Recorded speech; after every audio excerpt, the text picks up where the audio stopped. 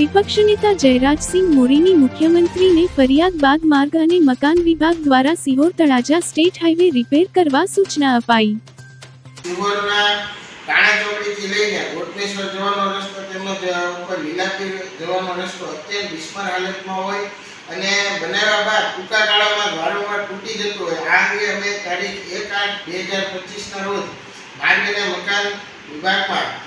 અમે લેખિત રજૂઆત કરેલ, પરંતુ ત્યારબાદ કોઈ પ્રત્યુત્તર ન મળતા અમે મુખ્યમંત્રીના પોર્ટલમાં એની ઓનલાઈન ફરિયાદ અરજી દાખલ કરે। ત્યારબાદ અમને અત્યારે નાયબ કાર્યપાલક ઇજનેરની કચેરી જિલ્લા માર્ગ અને મકાન પેટા વિભાગ તરફથી પ્રત્યુત્તર આપવામાં આવ્યો છે કે આ જે વિસ્તાર છે એમાં જે નગરપાલિકાનું પાણી સતત વહેતું હોય અને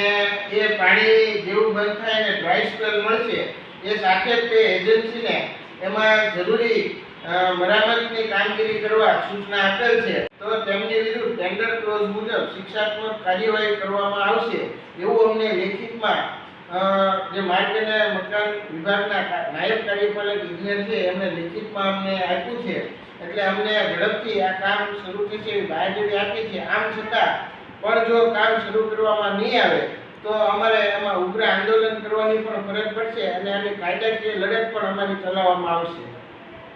સાહેબ આ રોડ ખાસ શું કે હમણાં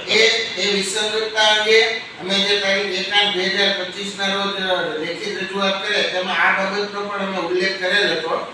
અને એ અંગે પણ અમે ખુલાસો માંગેલ હતો, પરંતુ ત્યારે કોઈ જવાબ ન મળતા જે મુખ્યમંત્રી પોર્ટલમાં અમારે ફરીવાર અરજી કરવાની જરૂર પડી। એટલે જો અમને કામ સંતોષકારક નહીં લાગે તો અમે ફરીવાર એમાં કાયદાકીય લડત પણ ચલાવશું અને જરૂર પડે પ્રાંત અધિકારીમાં કલમ 170 હેઠળ કાર્યવાહી કરાવવા માટે પણ અમે એમાં રજૂઆત કરીશું।